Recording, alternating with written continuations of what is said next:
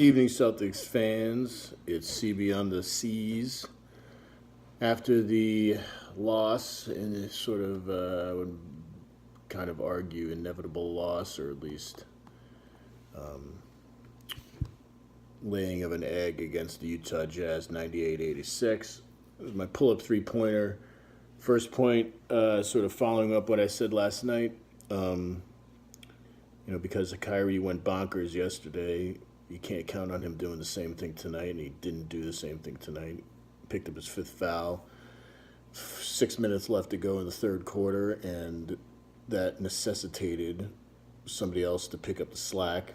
Nobody did. It was a sort of non-Kyrie team roster fail, which I was worried was going to happen. Second point of my pull-up three, the minutes sort of went back to the way it's been the first bulk of the season, except for last night, really, when only 9 guys played and 4 guys were over 30 minutes. Tonight, it went back to everybody plays, minutes spread out.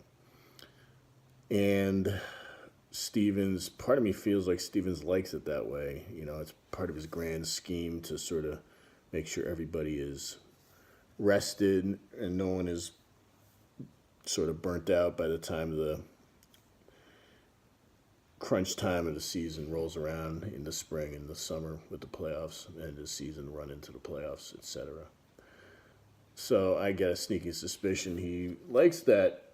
Now, we saw what happens when you focus on a smaller unit of players like last night. You get focus, you get rhythm. Everybody gets to stay in rhythm. Everybody gets to stay in the game. And you compete against really good teams like Toronto. And in our case last night, you beat them. So tonight that didn't happen. And that's unfortunate. I think part of it, was Kyrie's foul trouble. And, of course, Stevens sort of threw in the white flag when he brought in all the scrubs with the Jazz up, I think it was 15 in the fourth. And he brought in all the guys like Gershon and Shemi and Wanamaker, all the other guys. It was sort of a surrender. And therefore, other guys' minutes sort of went to those guys. So, I don't know, man. Still can't figure out really what Stevens' game is with the minutes and the substitutions. Third point of the pull-up three was the stat. I was looking at the box score, and the stat that jumped out to me was Jaylen Brown played 25 minutes and shot 0 free throws. He was 1 for 9 from the floor and 1 for 6 from the arc. So he made 1 basket. That was a three-pointer, and he missed the rest of his baskets, including 2 dunk attempts or free throw or rim attempts. And he went to the line no times. Considering how poorly we shot from the line, maybe that wouldn't have made a difference. But this guy, you can argue, is the best athlete on the team. And you can see how quickly and easily he gets around people on the dribble drive.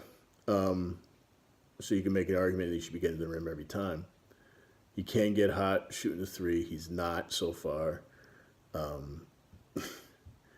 Or not so far, not lately.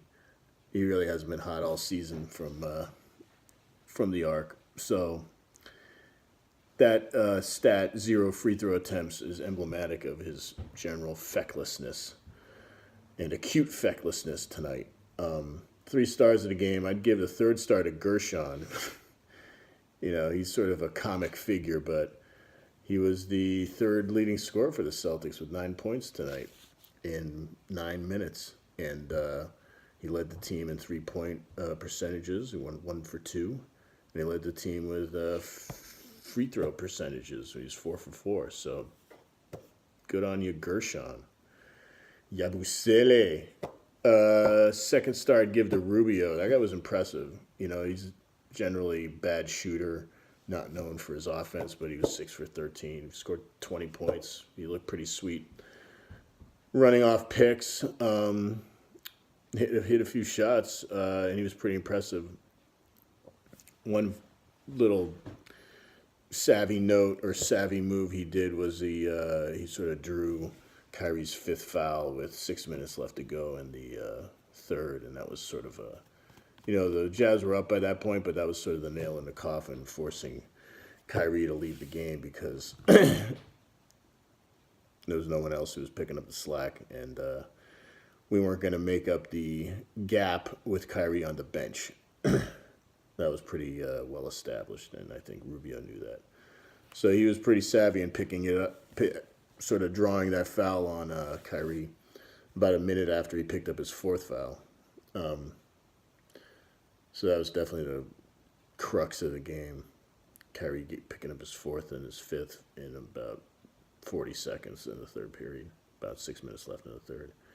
And, of course, number one star goes to Mitchell. Nice bounce-back game after yesterday. The big news was yesterday he had 0 assists while shooting the ball like 35 times. And he was a little more balanced today. He was shot the ball only 21 times, and he had 6 dimes. And he had 3 rebounds, 3 steals, 3 turnovers, 1 block. He had a really good game. That guy can score and play.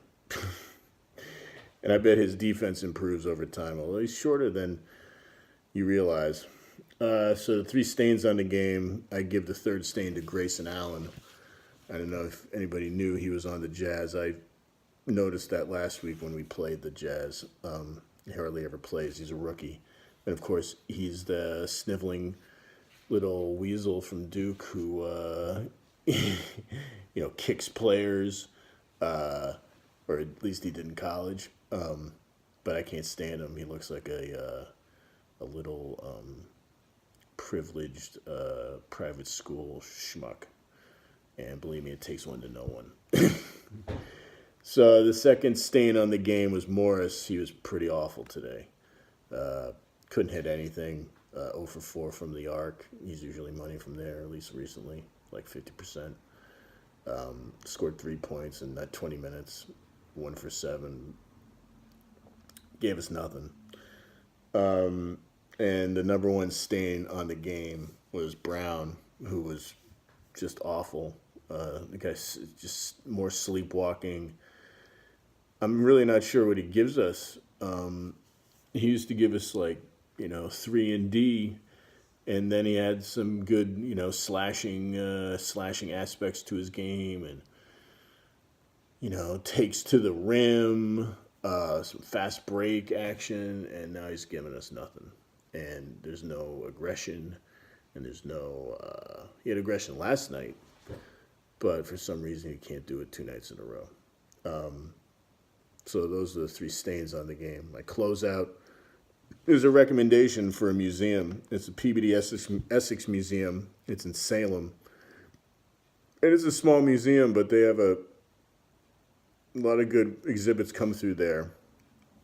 I went there a couple times last year. I don't know what I thought about it, but I just wanted to do something a little different for my closeout. They have a nice permanent exhibit of old models of ships. That's pretty cool. But they also have a lot of good shows that come through their exhibits, like temporary exhibits. So definitely, if you're up in the Essex County area, North Shore, Salem is also cool to walk around in. It's really old and really historic. But yeah, it's definitely be chilly up there and being on the water. But it's a great little spot. That's it. That was game 16 of 82.